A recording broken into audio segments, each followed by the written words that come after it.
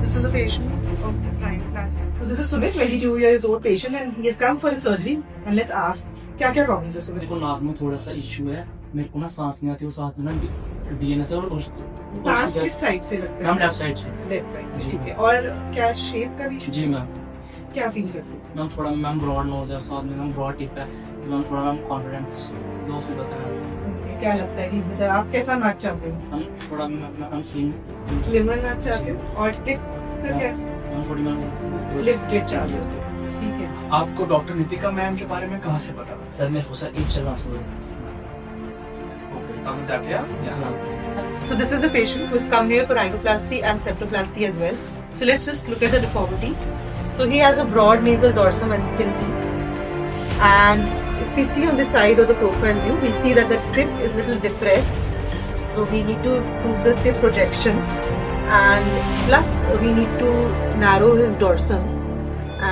He also has a DNS, that is his septum is deviated towards the left side. The bone jo hai left side, we can see a spur which is obstructing the left nasal cavity, and because of that he is having breathing issues. So we will be dealing with this depressed tip, broad dorsum, and number 3 is the septal deviation on the left side. In rhinoplasty surgery, planning starts when the patient enters your consultation room.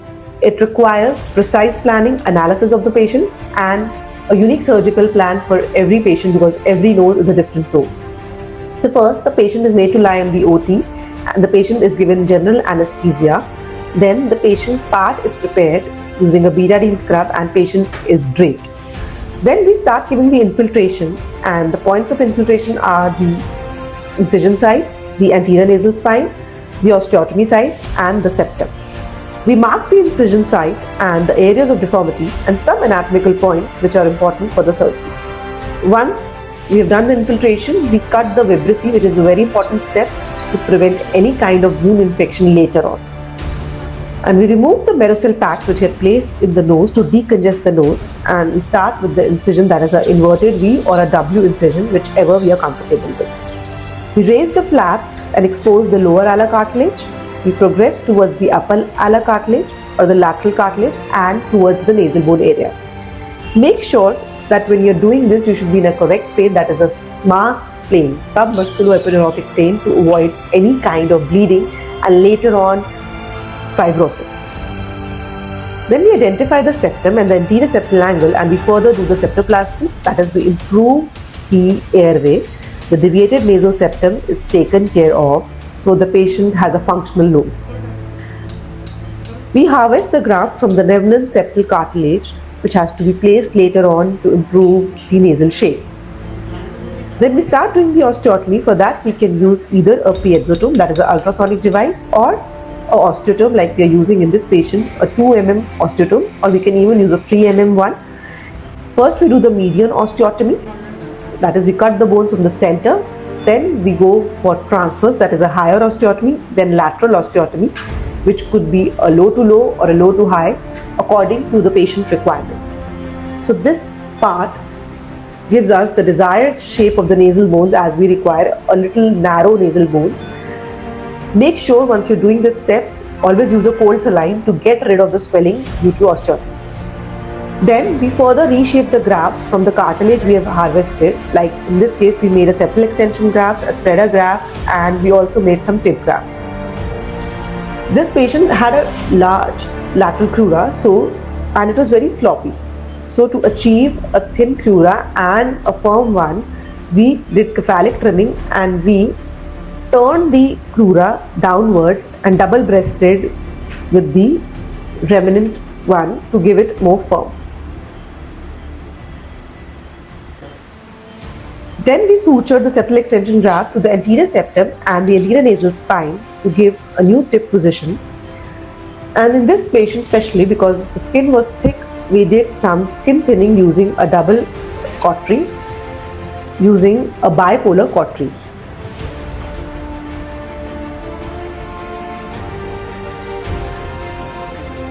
We also diced the cartilage, which was not required now, and we put it in a special instrument to place it later on in the desired areas. So finally, we close the incision site and we place the Dias cartilage with a special device to give nose a better shape. And then we applied the splints to support the nasal bones to avoid any dead space and swelling around the nose.